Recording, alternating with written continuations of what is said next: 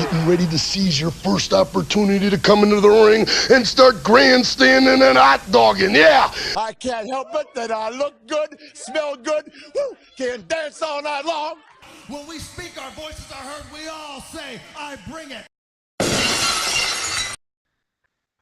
Welcome to Malice Smack Talk, the show that's going to shake, rattle, and roll like the future Hall of Famer, Honky Tonk Man. What up? This is your host, Masonic Vader. With me tonight is the Bearded Master himself. What's Bearded Master. How's it going? Let's make this happen because it's going to be an hour and a half of nonstop action because we got no word fillers to spill the air. And I know you're definitely flowing from your last cast too. So, Mindfreak's on assignment with Coach again. I think we if you were just on a second ago, we believe he is on the Brock Lesnar schedule now, without the pay. So we will see him next week, and the beatdown will continue. So what a week for wrestling. I mean, in fact, what the last 2-3 weeks of wrestling. I mean, there's been a lot of things going on in the WWE, and it has not been, at least to the liking of the fans. Hold on. Before we get into this, oh boy, isn't he supposed to be out celebrating his birthday right now on assignment? Oh, don't tell me he just logged on. I believe he's logged into the chat room right now. Look at him trying to be slick and go on incognito. You ain't Batista, bro. You can't show up at the end like nobody's gonna see you. We see you, bro. What you got going? There's no dead overweight carcass you're dragging out of here tonight. Dang it! All right. I good. digress. Join us. Yes. Happy birthday. Go get drunk. Leave us alone. All right. So this has been a crazy week, and this week, Bearded Master and I were thinking, you know what? You've watched wrestling this week. There's been some matches. Well, yeah, great. Let's just talk about these headlines that have been going on this week. Actually, the last couple weeks. This is definitely some weird time for the WWE. I wore this shirt for a reason tonight, peoples. If you're a wrestling fan, you know what that's all about. Vincent Kennedy McMahon has decided to, I don't know, shake things up. That's what he said he'd do with the family when they said they'd take over. They get things moving and grooving. But is it a positive? Do you think that we're actually going in the direction that WWE fans are wanting?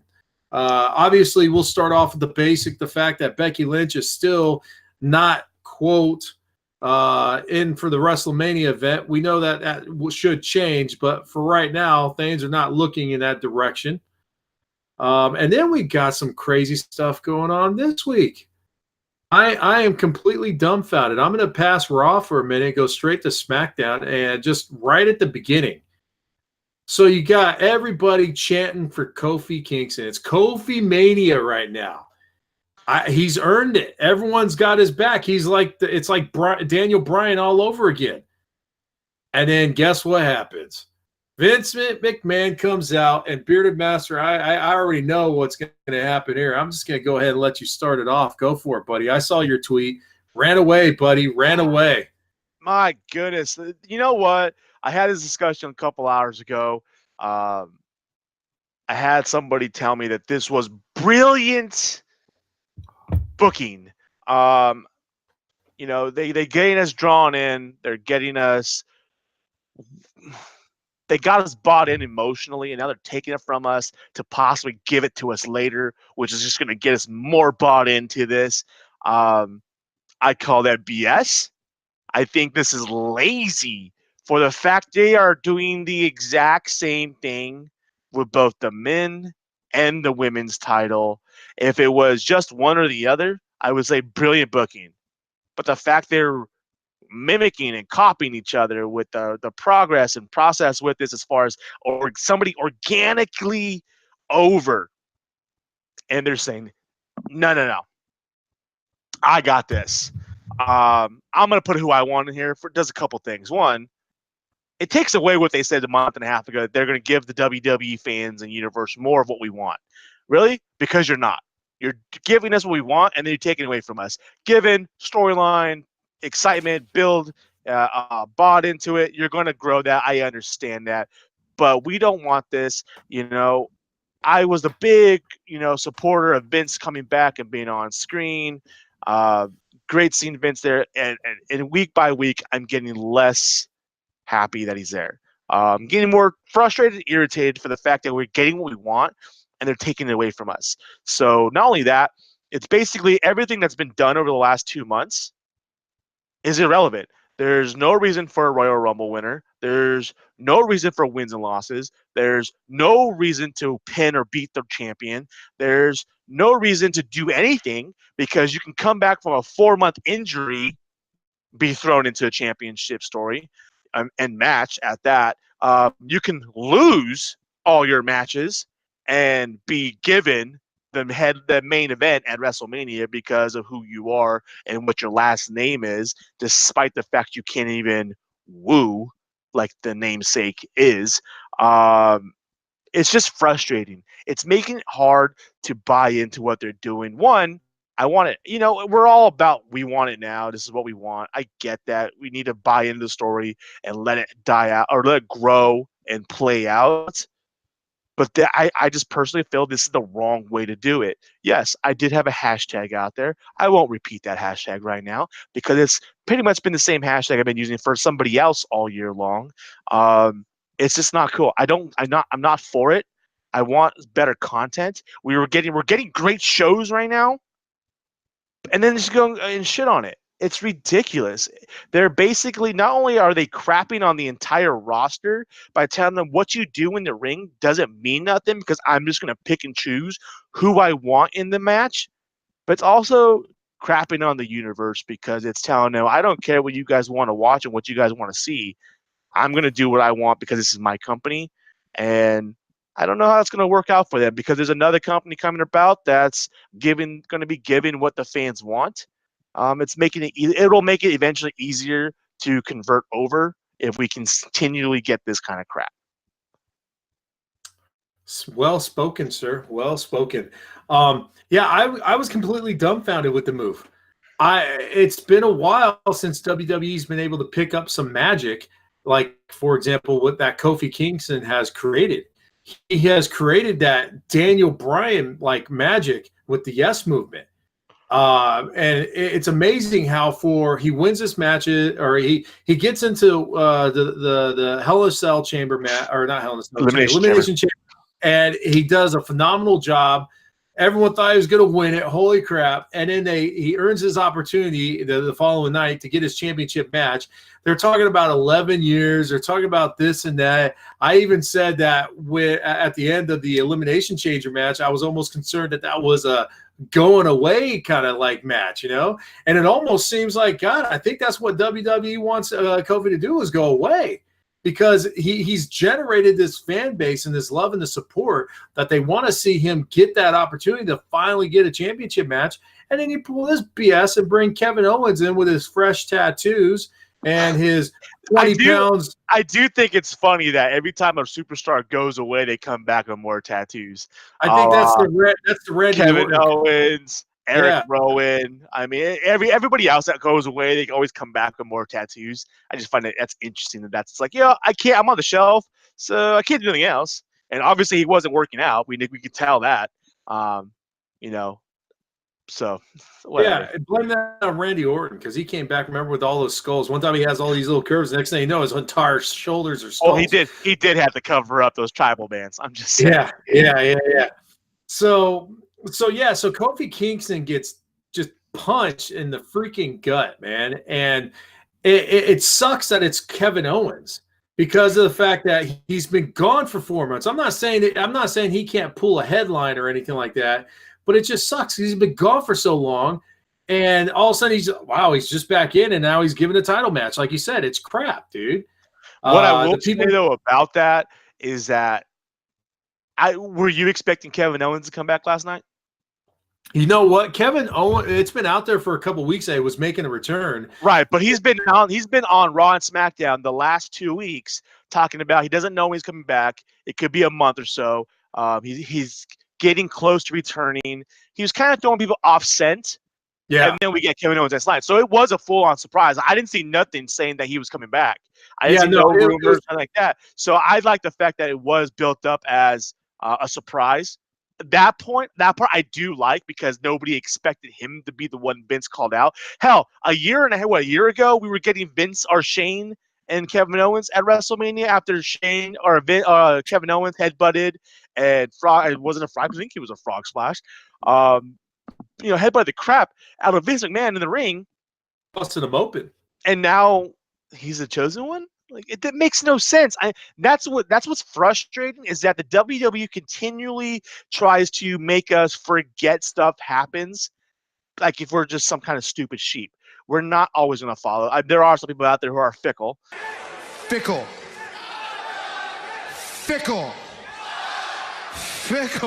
It's known. It happens. It's called every week. But we're not going to forget some stuff. And something like that, you just don't forget about. You know what I mean? It's like, really? So a year ago, he was doing whatever he wanted and putting you in your place. And you guys were making him go up against Shane at WrestleMania.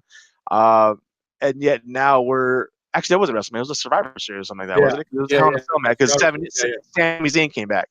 And now he's your chosen one. It makes no sense. And the fact they continually do that is ridiculous to me. Yeah, you could definitely see this is Vince McMahon still stuck in the 90s. Our producer and I were having a conversation before you jumped on, and he made a comparison or just saying that he is almost like the Al Davis of wrestling. He's just set in his old ways. He doesn't want to move forward. And like you said, wrestling fans aren't the same anymore. Like, they want something back. They're not those mindless sheep where Hulk Hogan comes out, eat your prayers, say your vitamins, eat your prayers, all that stuff. There's bad guys and there's good guys. There's no in betweens. There's no black or white. You never see a bad guy go against a bad guy. Whatever. This is a new age, and we appreciate seeing talent the way they do it on the mic, in the ring. The phenomenal skills they're showing, how they're able to actually interject real life and be able to actually bring it to the life itself and actually make it more of a realistic kind of like you're involved thing. But at the same time, we're not those mindless sheep. We're not going to sit there and go with Kevin Owens is now the guy. No, you keep pushing us the way you're doing, or you keep pushing fans. They're not going to want to see your shit. Your stuff, your numbers will start dropping a little bit. And like you said, there is another organization out there that is swooping up high quality talent as we speak to start bringing out a show. And this isn't TNA. This isn't WCW. This is an organization that is really looking to try to make a difference, not just for the short term, but the long term of it. And what are they trying to do? Oh, that's right. Change the world. Yes, absolutely. And WWE is stuck in their old ways right now. And I think this is starting to show that this might be the time where he needs to give the reins up finally, because he's just not, it just seems like he's not touch anymore. He's just doing it his way, and it's his way or the highway. And all you have to do is look at the success that Triple H has had with NXT and how it's branched out. Go to the guy who's been doing it, because you're obviously not doing it anymore. And it's so freaking frustrating. I was so pissed when I watched that last night. I couldn't believe that crap. So Kevin Owens is going to, it's the Fast Lane. It's not Fast Lane. It's the Fast Lane pay-per-view now. All of a sudden, yeah. Sorry, that show rubbed me wrong right from the beginning, man. I mean, it was good that they did show that that Shane and Stephanie were caught off guard with that. And I'm sure it wasn't the real thing, but it was still played off well. So yeah, that's the first big thing. What's your guys' thoughts and feelings? Go on Twitch and tell us about it. Let us know what you think about this, because this is I think this is getting damn ridiculous. They're starting to blur lines here. So, which now goes on to another big thing that happened. We've had some comebacks this week. We've already talked about Kevin Owens. We've had a couple other major returns. Also on SmackDown, since we're talking about it, return of Matt Hardy. and coming back with Jeff and the Hardy Boys. What were your thoughts on that, Bearded Master? My thoughts on it were actually, I was excited for a couple things. We didn't get dilapidated, old-aged, needs a walker Matt Hardy. We got a fit, a lean, and a tall standing Matt Hardy. Like, he literally, after the surgeries he had, he looked like he jumped back maybe 10 years. He was moving around the ring much smoother, much easier. He wasn't as stiff as Kurt Angle. I mean, for a while, it looked like the guy couldn't stand up. And, like, he was just, like, standing there and being in the ring. And we actually saw some, like, action and some, solid performance from Matt. And, I'm a big Hardy fan. I've always been – the Hardy Boys are my number one favorite tag team of all time. I just love the guys. And the fact that we got a solid outing from them, and they beat the Bar, correct? Yes.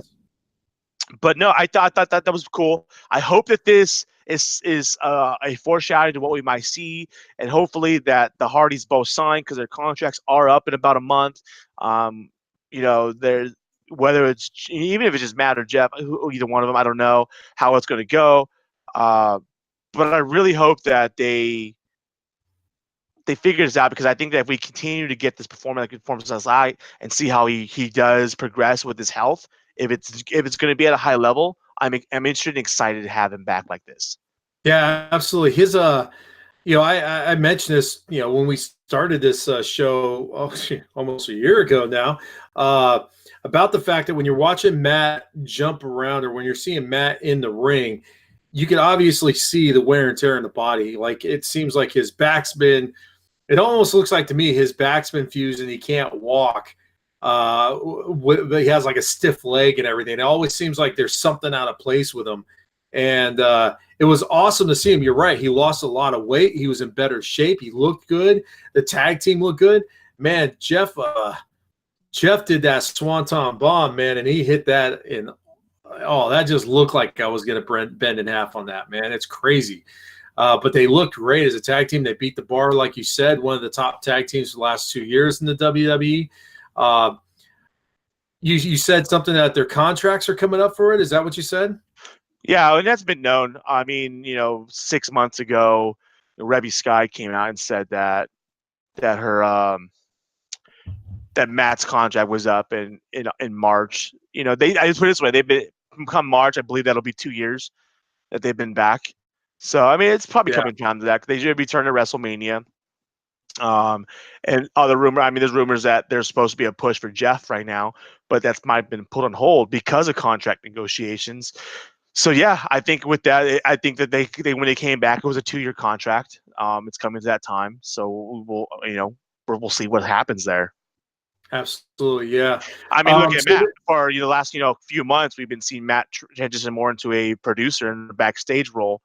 But who knows? Maybe with his rebrand and new bill of health, possibly we may see him take away from that and kind of jump back into performance instead.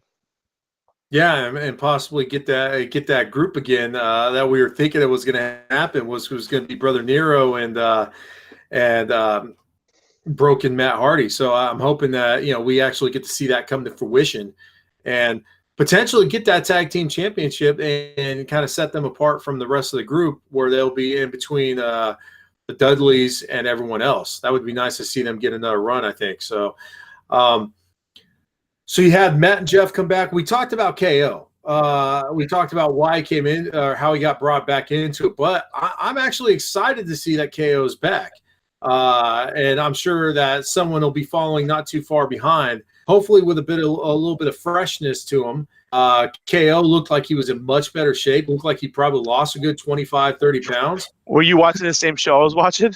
I was, man. He must have been wearing double black, though, because it didn't look like that gut wasn't protruding. He did when he turned to his side. It was like, oh, never mind. Maybe he didn't. I'll put it this way: when he was walking out before, you could definitely see when he was walking out, he wasn't carrying that there was a keg in his shirt. And it looked like it might have been a pony keg.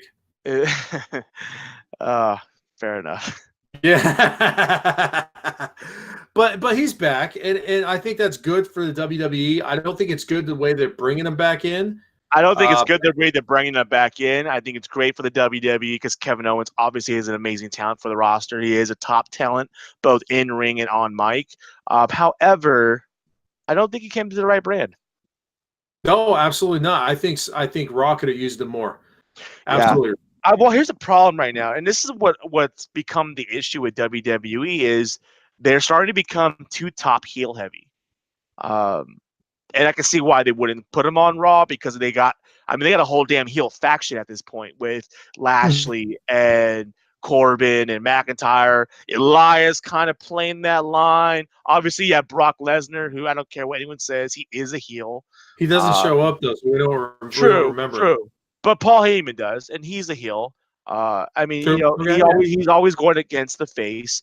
But then you look at SmackDown, and you have Samoa Joe. Yeah, Daniel Bryan, Randy Orton, even as gray as he is, he's more of an anti-hero. I get it, but he still leans more towards that. I mean, if you look this way, if he's going up against AJ Styles, he's gone back to his heel ways. You know what I'm saying? Yeah. Yeah. It's just they just seem like there's so many heels out there that they haven't really built up the faces. I don't think, obviously, Kevin Owens is not a face in any means and never will be because he's never a good face. I mean, the only time he was a solid face was when he was, with Chris Jericho. And that was because of Chris Jericho, But every other time he's been a heel, and it's because that's who he is. There's just some people who are better off as they are. Charlotte Flair, better off as a heel. It's like, look at Seth Rollins. We're seeing him as a face, and I think he's gained a true opportunity to be that face because we saw him as a heel and he was amazing. Daniel Bryan, we're seeing him as a heel, where we have always seen him as a face. I just think that I don't know where he really sits right now because there are so many heels on both brands, but he doesn't work as a face. So it's going to be interesting. Obviously, he's going to take some heat, a lot of heat, much like Charlotte is with this Kofi situation, and it's going to be interesting to see where it comes from or where it goes. Especially if Sammy comes back in a month or so.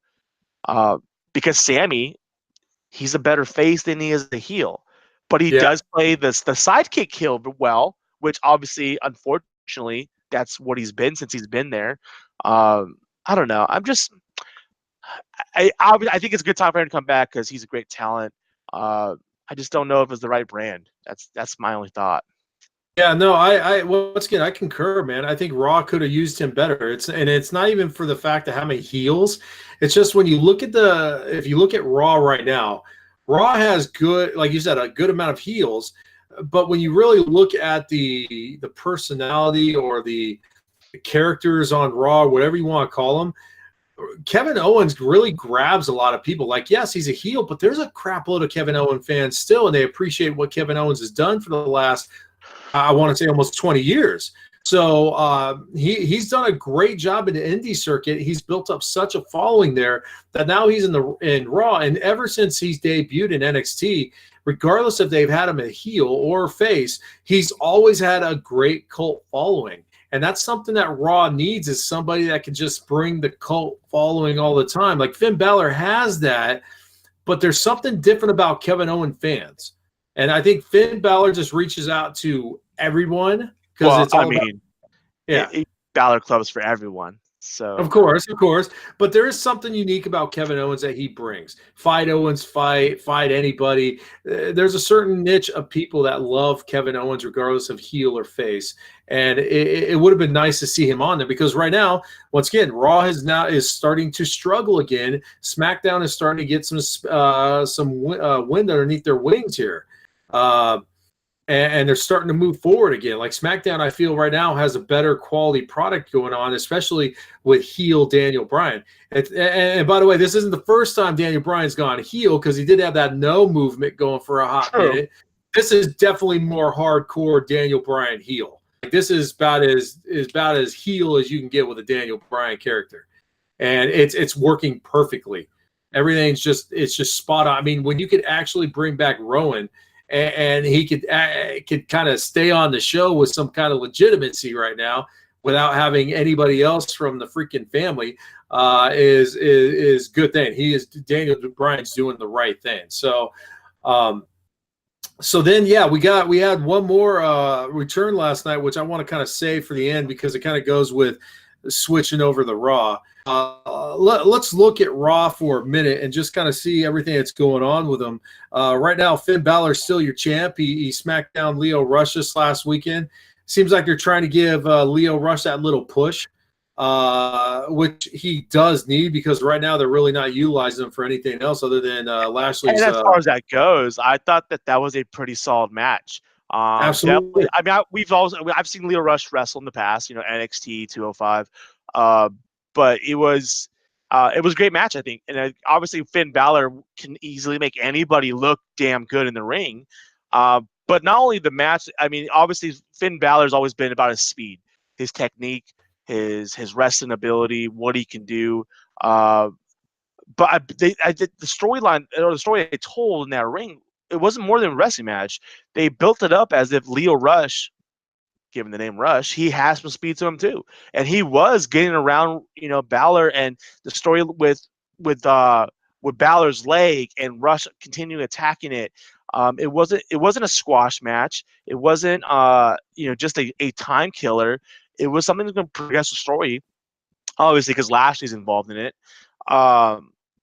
But I thought it was actually a pretty decent match, and it was a even better story told between those four posts that I was not expecting.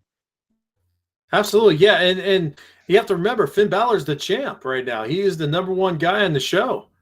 They don't have another championship right now that's at least going around. So Finn Balor's got the weight of Raw on his shoulders, and so far I think he's doing a good job. However, Raw doesn't have the quality of storylines. And I'm not saying quality of talent, but there is definitely something missing from the roster that's just not bringing enough energy to it itself.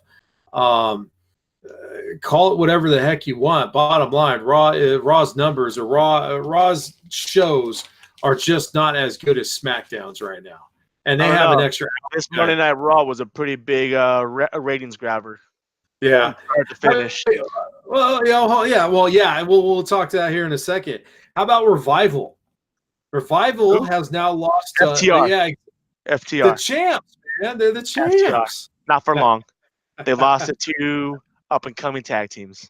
They lost it to DIY, and then the following week they lose it to Ricochet and Aleister Black, which coincidentally, if you are now watching this after you just got done watching NXT, you know that those two tag teams, DIY, is now joined up again to be in the Dusty Rhodes Classic along with Ricochet and Aleister Black to maybe talk about later on. But so the Revival, who won their championships, are now being those champs that get beat by everybody.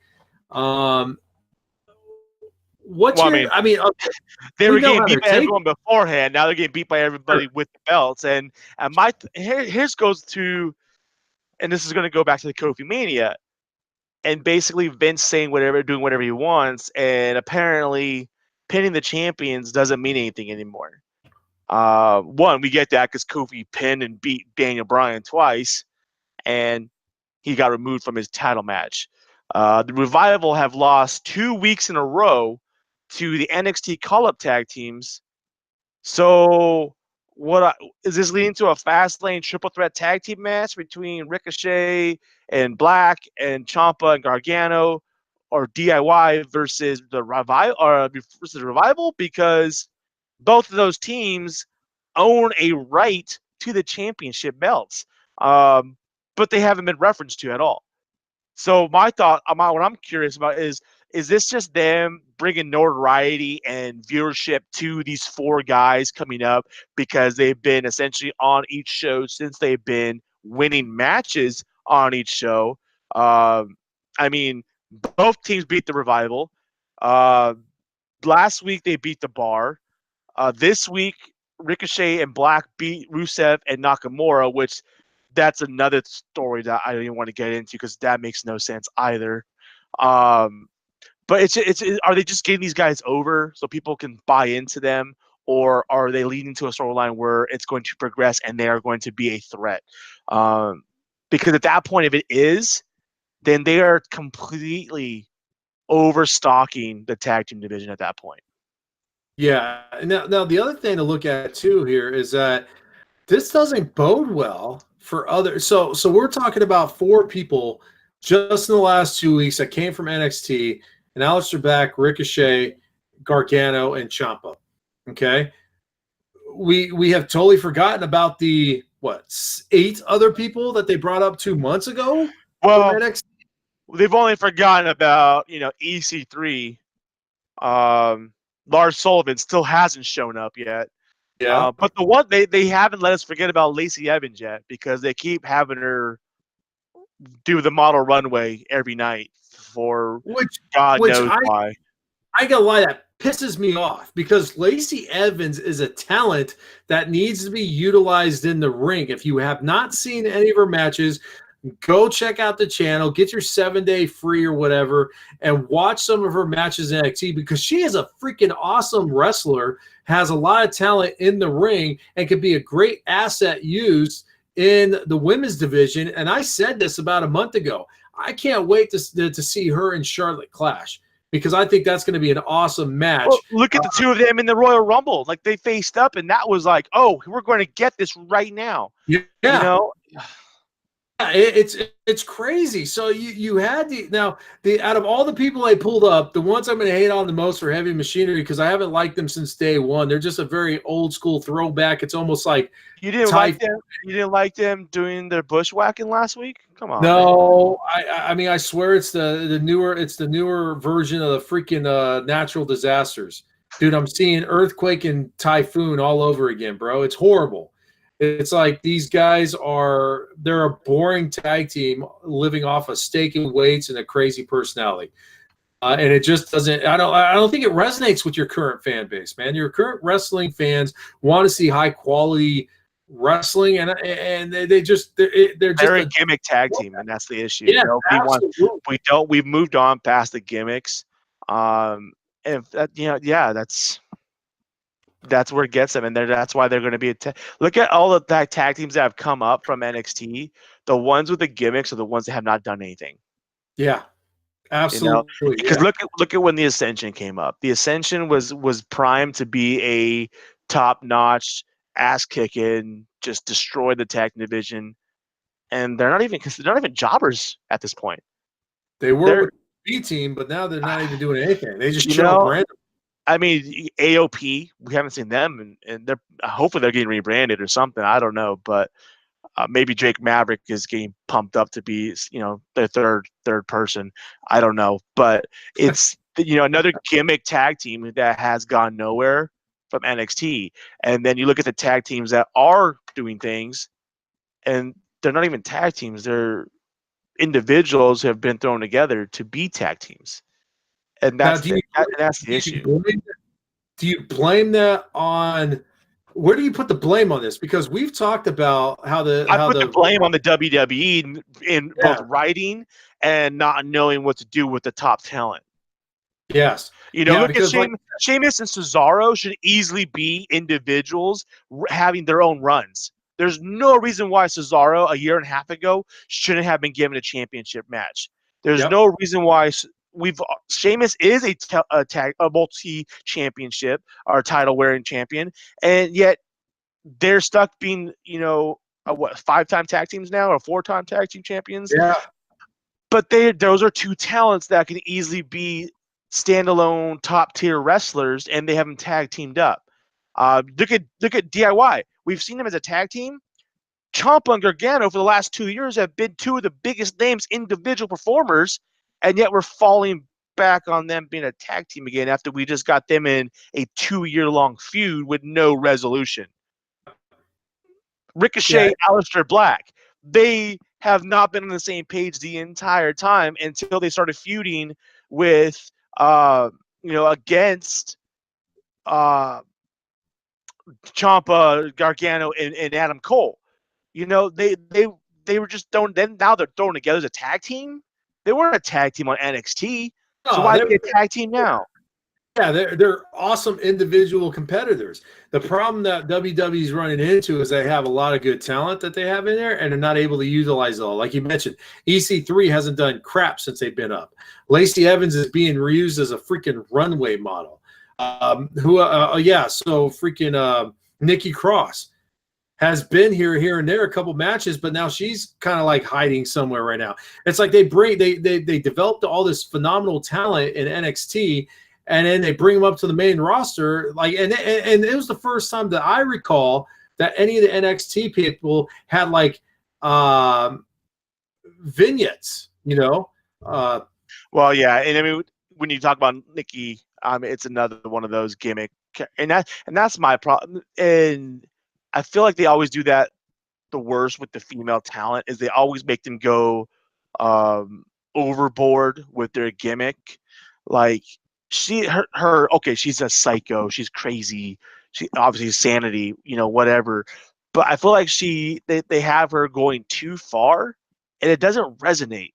Like it just comes to the point where it's almost to the point of being obnoxious because it's another gimmick. Like we don't want. Look at the top female talent. The top female talent we have on the main roster, the gimmicks are baddest bitch on the planet, the queen, the man, the boss. It's boss. I mean, like, and even that is almost pushing the extreme of like, okay, this gimmick's kind of overdone. I've never been a fan of a boss gimmick. It's annoying, but I blame that on Michael Cole because every time it's boss time, I can't stand it. But look at that. It's the ones who are real. It's not the gimmicks that are getting over. We're not the 90s. We don't need Doink the Clown. We don't need the Bushwhackers. We don't need that kind of entertainment. That's not the entertainment we're tuning into. We're tuning into, this is the reality era. Give us real. And I feel like that's why some of these talents are just like running off to the side because one, nobody's resonating with them, but two, there's nothing for them to do besides being that gimmick. It makes no sense. Yeah, so compare the 8 people that came up from NXT versus the 4 that have come up this time around. The only one that really has a gimmick is Aleister Black. And that's a badass gimmick. It is, absolutely. It's almost like Brood, like a Ministry, Taker. It's got that darkness to it. And it's not over the top. It's a character, but it's not so much a gimmick. You know what I mean? Like, he's not Gangrel spitting, blood out of his vase or his goblet. But it's I don't know. I guess it's the comedic gimmick is nobody cares for it. Yeah, no, I really compare Aleister Black as a newer version of Taker, not as so hardcore. I mean, the whole like smoke, him coming up, getting raised up. I think that's what resonated so well with the Taker's character is the fact that it was dark, but it wasn't Gangrel, and it was really cool. And Aleister Black has a phenomenal martial arts background, as you can see when you watch this guy's match. He's not called the Dutch Destroyer for a reason. I mean, that's what it is. And when you look at these 4 who are just tearing it up right now, he's the only one that has a gimmick. Other than that, Ciampa, Gargano, and Ricochet are all just killing it right now just based off their talent alone, talent and mic skills. And then really it's Ciampa that has the phenomenal mic skills and good talent, and Gargano and Ricochet just have phenomenal talent. Mic skills are all right. So it's amazing to see what they're doing with those guys now versus the 8 that came up who had a majority of them have gimmicks to them. And I'm hoping that they could try to fix this because yeah, you're going to have these guys looking for elsewhere employment, I think, if they can't get that push. Hell, put them back to NXT. Freaking Bailey and Sasha just showed up at NXT and freaking had the entire crowd just jumping out of their seats, and Izzy was crying to see Bailey once again. I mean, it was just don't even get me started on her. Please don't go there.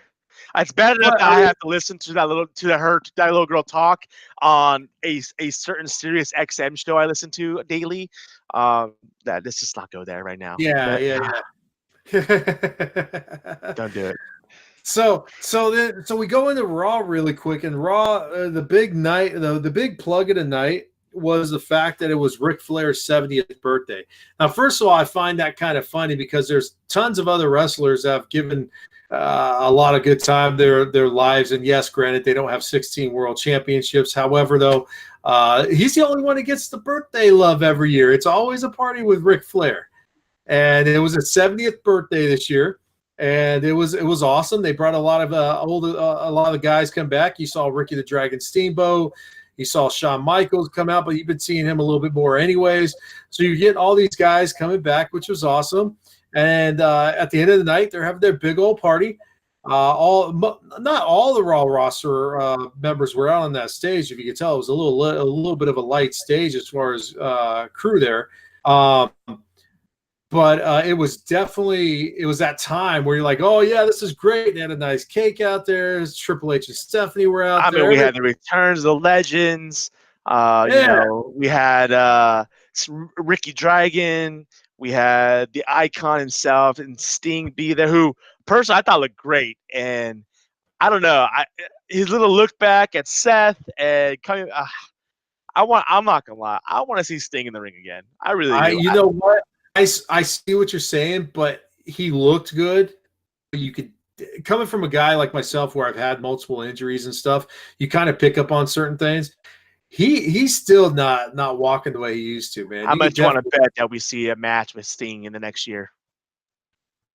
I'll put a Steve Weiser on that one. It doesn't need to be in the WWE either, because somebody else may no longer be in the WWE themselves.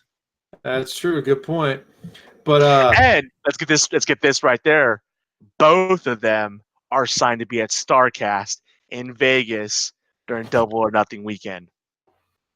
All right. Well, we'll see. We'll see what happens. But it was still good to see him nonetheless. It was. Yeah, you have Sting coming out, playing his music, doing the scream, the primal scream, everyone going with it. It was awesome. You get it, and then all of a sudden they finally say, hey, let's bring him out, and you hear woo, and the music starts playing. Oh, yeah. Yes, it's time for the annual Ric Flair shows up around WrestleMania time to kind of promote it, and no one comes out. And everyone's looking a little cautious, you know. He's old. Maybe his hip's out of place or something, all right? And all of a sudden you go into the back. Because we haven't even talked about this yet. I don't know how you skipped over this. Maybe somebody got out of jail already and is getting ready and beating Ric Flair to the back to get her way back into the main event. And that's what I was thinking. I'm not going to lie. I watched delayed, so I was not expecting that. Yeah, I thought about it for a hot minute, but then all of a sudden out of nowhere, you see this big dude in the back dragging, not pushing, dragging a cameraman. And sure enough, you get in close and look who it is, the other returner, Dave Bautista, the big man himself, the Beast. Animal. Animal, sorry. Yeah, the Beast is the guy that never shows up. Hell, Dave Bautista showed up more times this year than freaking the Beast. Anyways, he showed up and it says, yeah, I'll be right back. Hold my beer. And drags out Ric Flair's unconscious carcass. and what was awesome about it is his words. Because if you remember, the last time you saw him on WWE TV was when they 25. Yeah, was when they brought back Evolution, and they were out there. It was all great. And the last thing I was actually surprised that, well, one, Charlotte wasn't there. I mean, it's her dad, and she's back and forth on both brands, so I don't know if it makes sense why she wasn't there. But I was surprised that Randy wasn't there. I was like, you know, he's on the active roster. Why not have him there with Triple H and all that? But especially with what about just happened. I was surprised that he wasn't there either. Well, remember what I said too. When you look at all those people that were actually out on stage, that was not the full Raw roster. That was a very scarce. Like if you get the full roster out there, that entire stage is filled, and it looked. I mean, there was a lot of space in between. I mean, you saw like Ricky Steamboat and Shawn Michaels going through and kind of playing around with some of the guys and kind of punch out. There was room to move around that, so there was definitely not a full roster there. But to go back to it, Dave Bautista, the last time you saw him was on Raw 25, Evolution, and the last things you remember him saying was that, yeah, Triple H, you've done a lot of things, but you've never beat me. And everyone's like, oh, and then Triple H played it off, and then that was the last time we saw him. And out of nowhere, Dave Bautista drags him out, and he looks right in the camera, chuckles a little bit, says, Hunter, do I have your attention? And that was all he needed to say, and that was it. So freaking awesome. If there was any good parts about Raw this week, that's definitely a highlight. In fact, probably for the last couple months. Obviously, he doesn't have a lot of movies going out this summer, so I mean, he's got one pretty big one coming out in a couple months. Yeah, okay, he's got it's a pretty big movie. It's probably going to be the biggest grossing movie of the decade, but you know. We'll see what happens at the end. There's another one coming out. But anyways, yeah, he's got one movie, but he doesn't have the other movie that he's usually known for because they're not going to be doing anything anytime soon. Could we potentially see, was this the WrestleMania setup for Triple H? Is that going to be his opponent at WrestleMania? I think it is. I don't think there's any way that you don't get away from that being the WrestleMania opponent. It writes itself. It takes away the rumors that maybe Triple H versus Dean. It obviously nixed the Triple H versus The Rock, which means we're probably not going to get The Rock at WrestleMania at all. I think it absolutely writes Batista versus Triple H. And when's WrestleMania? April. When does Batista's next movie come out? Yeah, it's around there. Yeah, makes sense. Yeah. You know, so I don't know. I think it's fantastic. I think it was great that they used this to be the jumping off point because it's a built-in story, especially since they had the Raw 25 and Rick was involved in that also. That's their connection. This is what the fuel to get Hunter to go after Batista. This is going to be what I like about this is you don't have Hunter going into this match against young talent. You don't have, you don't have Triple H going over on young talent, which is the biggest issue. If Hunter was putting on a match and putting these young talent over, that'd be one thing. But usually Triple H being in a WrestleMania match is usually getting the win for the most part, with the exception of maybe Roman and with Ronda last year. But for the most part, it's Triple H getting over because it's Triple H. Why wouldn't he? It's his show. But I think it gives us the Batista and Triple H. Obviously, if it all writes itself, it's going to be Triple H getting that win over Batista. But I don't know. I'm interested to see what's going to happen there because it's just going to be a balls to the wall, four corners, just beat the hell out of each other kind of match. And I don't think we're going to get that kind of match outside of that. So I think it's a nice match to have. Now, what I like now I've mentioned this before, and I've said, man, I don't want to see these older guys come back and do whatever. This is definitely not the case here. I mean, if anything, Dave Bautista looked like he was other than the fact he's shredded, he looked just as good as he did when he first arrived into the WWE as freaking Devon's bodyguard. Well, yeah. Speaking of the other movie of that movie coming out, did you see the meme in regards to him not being seen? No, I missed it. So there's a meme. It's a 2-picture meme. The top one was how did it's like Triple H. He's like, Dave, how did nobody see you sneaking around the back of the arena? And the bottom picture is Drax. Because my stout-like skills have gotten me before nobody can see me. It was awesome. Yeah, man, I'm excited for that. I'm hoping they pull it. And the way they did it, like no one saw Batista coming, which is awesome. Like you said, you were thinking it was Becky. I didn't even think anything was going to happen. And because they've done this many times before, he comes out, everyone gives him the kudos, whatever. Maybe someone comes out to the ring. But nowhere did any of us see Dave Bautista just showing up and saying, hey, remember me? Because that's exactly what it was. And it's the perfect setup. They don't even need Fastlane at this point. They go right to WrestleMania with that match. It will definitely not be the headliner, but it definitely will have the best nostalgia and probably the best ring entrances out of all of them. Because Triple H is going to come with something funny or really good. And Batista, I don't know what he's going to do, but man, it's just going to hear that music. He needs to come out with his pyro cannon again. Or the pyros and just, the one he stole from China. Oh man. Yeah, so that's pretty much a lot of headlines that went on this week. Wow. There's a couple. Wow. There's a Are you going to even get to the biggest headline of the weekend or the week? there's a couple positives we were going to jump on in a second, but I need to thank somebody. I know this week you and I got into this whole thing, man. We totally forgot to thank one group of people, which is Malice Corp. They are the parents of this website here. They're the ones that allow us to do this on a weekly basis. And, of course, we got to take a minute to thank them very much. As our producer pointed out, Batista is apparently going to be filming some movie called Dune pretty soon. So, that's the nerd side of our podcast coming out. Thank you very much, Malice Corp. Check out the website. It's phenomenal. There's plenty of webcasts to go around. There's our podcast. There's the main podcast, which is every Friday night, 8 p.m. Pacific Standard Time on Twitch, same channel you're seeing here. They also have Quest for 100, Comics for All, and whatnot. And they have some really cool epic polls. This week is Who Wore the Beard the Best. Check it out. Their contenders are going to be Aquaman, Jason Momoa, No, Chris Evans. I'm not a contender this week. I apologize. No, you're not, dude. I tried. I'm not going to lie. I tried in the comment section, but it wasn't flying last Friday. Yeah, no, man. If my epic white beard doesn't get put on the list, your epic cool ass beard doesn't get put on the list, man. Enough said on that.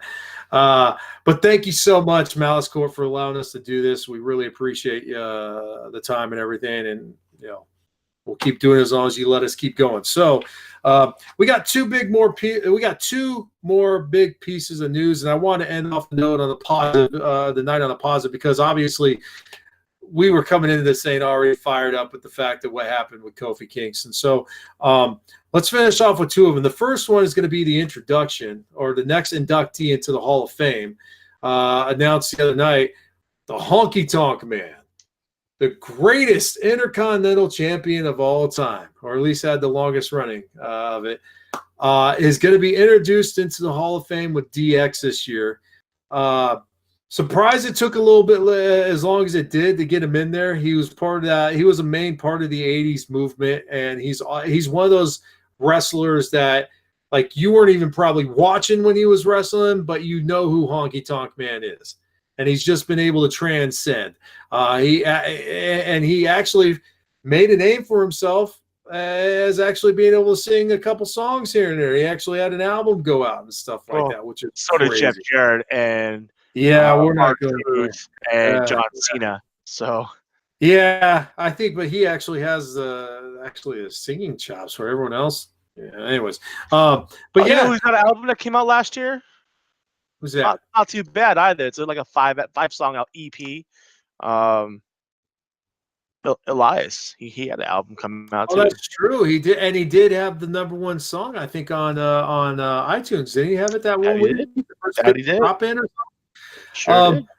Yeah, Honky Tonk Man. He's known for the longest reign as Intercontinental Champion. I want to say, God, it was like 3 years. Like, he went nonstop. It was a long time. Yeah, I think it was like 1,200 days, I think, or something like that. I think it is one of the longest reigns next to Bruno Sammartino's. Well, there was one reign longer than that, but yeah. Anyways, Fabulous Moolah was much longer reign than both. That's true. Good point. Good point on the men's side. But yeah, it's a good interest. What do you think about it? So far, we have DX and Honky Tonk Man. To be honest, I really don't. I mean, longest Intercontinental Championship. He's known. They call him the greatest IC title winner. I don't think so. I mean, I've won. The greatest IC champion isn't even in the company anymore. I mean, he's won the IC championship in multiple organizations. Most recently this year or last year, and lost it, a month ago. But I don't know. I've never really seen. I know he was a mainstay and a name that was there and helped usher in the new era from the 80s to the 90s. But he was always, to me, a gimmick performer, and that's exactly who he was. And it's fitting that we're talking about him being inducted into the Hall of Fame, and as a gimmick, he's a gimmick, and yet we've been talking the entire night about gimmicks and how they've kind of been holding people back. And I don't know, I guess in the matches that I've seen, I've never really seen anything that's like, oh, he needs to be in the Hall of Fame. I think, to be honest, him getting the Hall of Fame is because you have DX in the Hall of Fame. You can't have heavy hitters all the way across the board. He's definitely the filler one this year. He's the Godfather of this year because the Godfather. Why the hell was the Godfather inducted into the Hall of Fame? I mean, out of all the characters that he had, the Godfather is coming in. I mean, he had a hardcore championship and a European championship, and that was it. And he's getting the Hall of Fame. I don't know. I personally feel like he's the gimmick pick for this year's Hall. I can't wait. I've got it somewhere, dude. No joke. I have a Ho Train shirt somewhere that I'm gonna wear one of these nights as soon as I can find it. I'm pretty sure I have it on my music list. I have like the live track from WrestleMania 2000 with Ice-T. Dude, I've got one even better. Pimpin' easy man. Pimpin' easy man. Godfath. Y'all hoes start running when they see my car. It's Pip or die, baby. Pimpin' easy man. That was fantastic. That intro to WrestleMania 2000 with him and D'Lo Brown versus Bull Buchanan. And who were they? We're down to 2 viewers, dude, and I think it's just you and I now. No, I was kidding. I got one even better for you, dude. I actually, somewhere in that box where I found my Ricky the Dragon Steamboat shirt from when I was a kid, I've got the original WWE Pile Driver cassette tape, man. Nice. Yes, I got sold to the gimmick, man. And you have to remember, the 80s was all gimmicks, man. True. Everybody was a gimmick. So, kudos to Honky Tonk, man. He ultimately was going to get in there, and like you said, maybe it's this year because he's the filler, but still, nonetheless, having the longest IC reign in history definitely gives you a shot to get in there. So congratulations to him. Last thing, and this is the feel-good story for everybody. ESPN reported. I mean, everyone's talking about this. They said that someone came back that week just to kind of tell us how everything is going. Well, the big dog, Roman Reigns, showed up. It was the first thing they actually did for Monday Night Raw was bring the big man back. Not just the first thing. It took the first 30 to 40 minutes of the entire show. Michael Cole didn't even get to say a word. It was just his music played, and then everyone got out of their seats. And man, he looked great. He looked great. He looked like he hadn't lost anything. It looked like he's same size. Maybe everything about him. I think he looked a little bit leaner. He definitely was, but he definitely. It's not like because unfortunately with what he's going through and everything, and I've ran into people like that as well, and you lose a lot more than what you saw with Roman Reigns, and he came down to the ring. It was great to see that there was a positive fan reception, even though, and this is where WWE fans are the best. There were still some freaking haters out there in the ring, in the stands. You could still hear them a little bit. It wasn't a big amount. There was a booing moment, but I forgot what it was for. But it wasn't for him. No. He made that little face and everything. No, when he first came out, you could hear a couple people, and it was only a couple. There's always haters, man. That's what's great about WWE, and that's why all the wrestlers always say, man, they're the greatest fans because they're just real. But he comes out and he gave us an update, and congratulations and kudos, man. He's been able to put leukemia back in remission again, so he is cleared and scot-free. That was and let's just say, man, he threw himself right back into the mix of everything, spearing some people and getting his name out there, and it was an awesome moment, man, because rarely do you get to see sports, or let alone wrestling, have any type of personal moment that really affects. I mean, like we always talk about the infamous video of the group, hugging it out before they separated and stuff. It's a rarity that you get real life that introduces themselves into wrestling, into their persona. I mean, if anything, Vince McMahon, WWE, and every other organization does a phenomenal job of separating personal from when it comes to WWE and the wrestling industry, usually the only time you really see real life is when it's coming down to retirement. I can no longer wrestle. My injuries prevented me from continuing my reign. I had to relinquish. I have to retire. I have to go away. That's really the only time we get real life. Been suffering from leukemia for the last 11 years. It's returned real life. Yeah. And My so name is Joe. My name is Joe, not Roman. And Joe. what was the big thing for me on this one was, one, thank God he's in remission. He's healthy. He's still there. We're good to see him back every day. Obviously, Roman Reigns is, my favorite wrestler, active wrestler right now. I've always been a fan of his. Selfish to say, we got him back on TV, yes.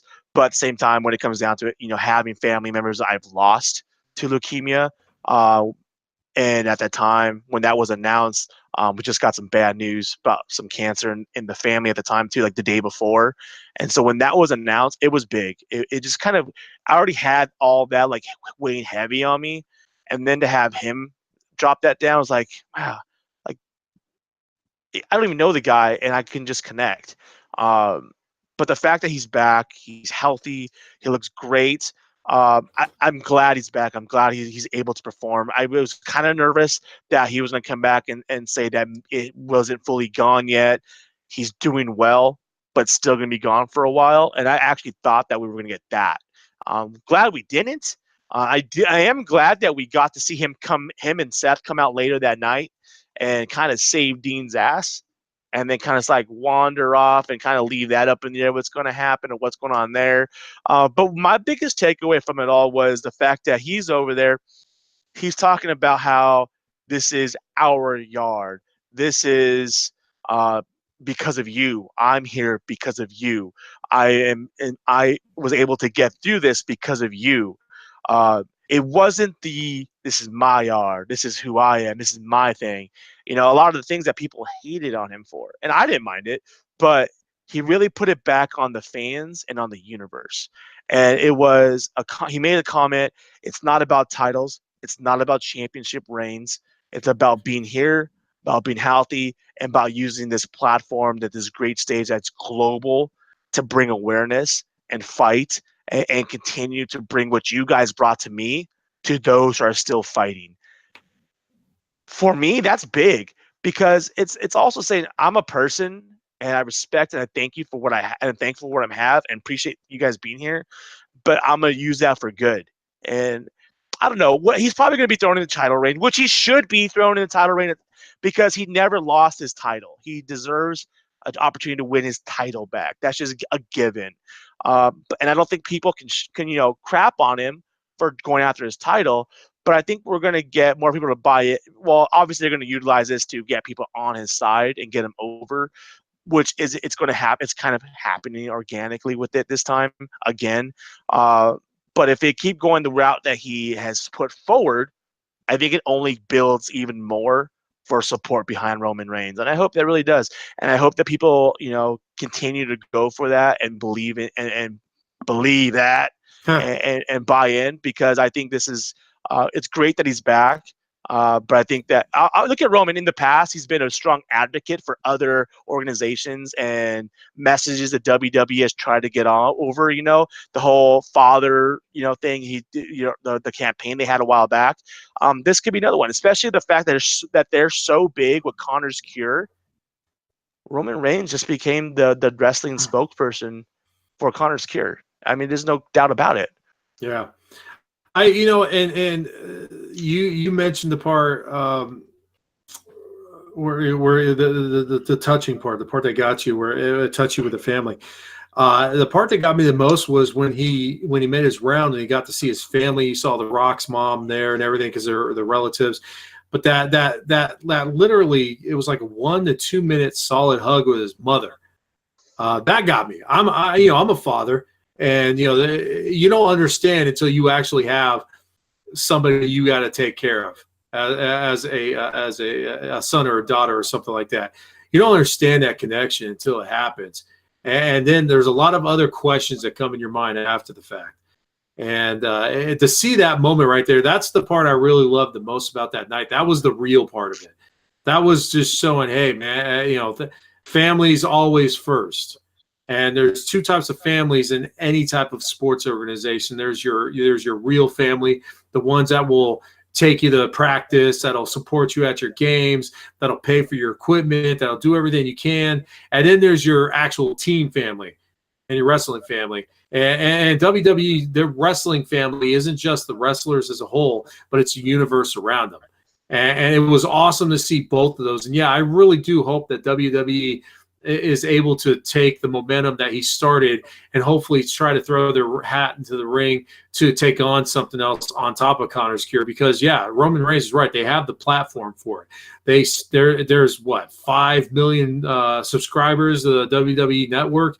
There's just endless wrestling fans. And I don't care if you like WWE or you hate WWE or if you like other people, seeing that and getting it out there where it's on all the major media like ESPN and USA Today and CNN and everything like that, that right there is what you need to kind of get things moving. Because when it does come down to it, it's all about, we're all one ginormous family on this planet, regardless if you like the person next to you or not. We're all inhabitants of the same world.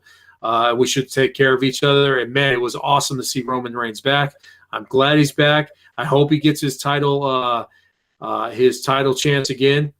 At the same time, I hope that he doesn't necessarily win it right off the bat. I think it's something that'd be good just for him to be able to just to have him back. Well, I mean, it'll be a nice storyline over the summer for him to be, chasing it a little bit with his brother Seth Rollins. No, definitely.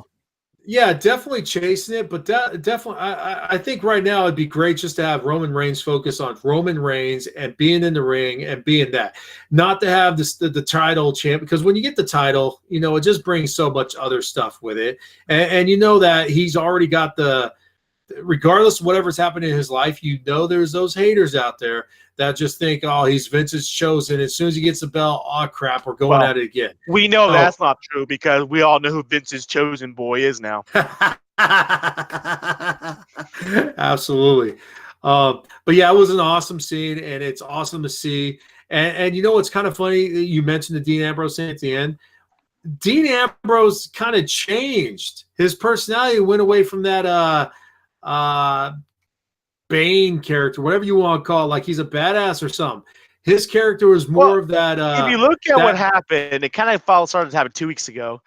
And he got his ass beat by Drew McIntyre. And then again last week when he got his ass beat by Drew McIntyre again, and then he kind of walks up, he's like damn near concussed when he walks up to Rollins, like, where were you, man? And Rollins like, what the hell are you talking about, dude? And so it's like he's like, his mind has been jumbled and he's just like kind of reset. And like, well, what's going on? I hope so, man, because I really do think, like we mentioned already, there's a lot of heels right now. I think bringing Dean Ambrose back to crazy, or the Ambrose Asylum, or whatever you want to call it, the part that actually had him fit into the Shield, I think would be awesome to have.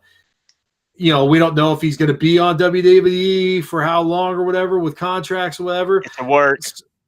Yeah, so it would be nice to see him go out in a positive light versus the character that I don't think he'd ever could get one over. So I think that's our show. Did we miss anything tonight? I believe that's it. The knowledge was flowing through the age and the beard. And it was a wonderful show tonight. I hope you guys enjoyed that. I'm not saying Mindfreak's a dragger. He's not. It's just always fun to crap on him when he's not here. So obviously you can find Mindfreak over the right-hand shoulder here. You can see where his hashtag is. You can also follow him on Twitch and check him out. He's gaming all the time there, as he's mentioned BTB before. Mindfreak, I believe his tag on Twitter.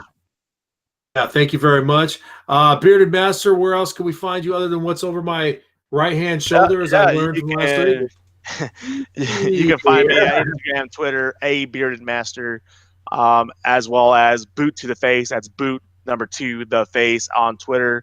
It's my main wrestling page. Follow me there. Follow us at our main wrestling page.